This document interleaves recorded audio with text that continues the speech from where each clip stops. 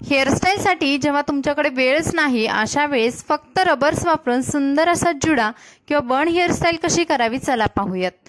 नमस्कार, पुन्हा एकदा स्वाती स्टाईलमध्ये मनापासून स्वागत। आज बघूयात एकदम सोपी झटपट होणारी जुडा किंवा बन हेअरस्टाईल।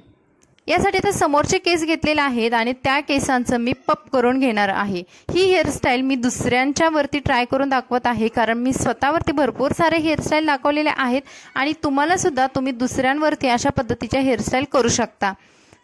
समोरचा पप आहे तो छान असा मी सिक्युअर करून घेतला, 2 ते 4 पिन्स लावून घेतल्या आणि पप एकदम छान सिक्युअर झाल्यानंतर पाठीमागचे केस आहेत ते सुद्धा विंचरून घ्यायचे आहेत।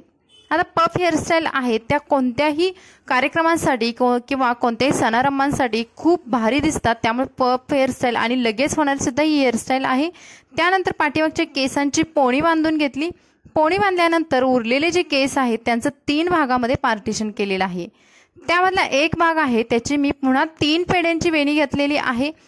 आता ही वेणी आपण नेहमीप्रमाणे जशा पद्धतीने घालतो अगदी तशी घालायची आहे आणि थोडीशी घट्ट बांधून घ्यायची आहे। ज्यावेळेस तुमच्याकडे वेळ कमी आहे आणि तुम्हाला कोणती हेअरस्टाईल करावी हे सुचत नसेल तेव्हा तुम्ही अशा हेअरस्टाईल नक्की ट्राय करा।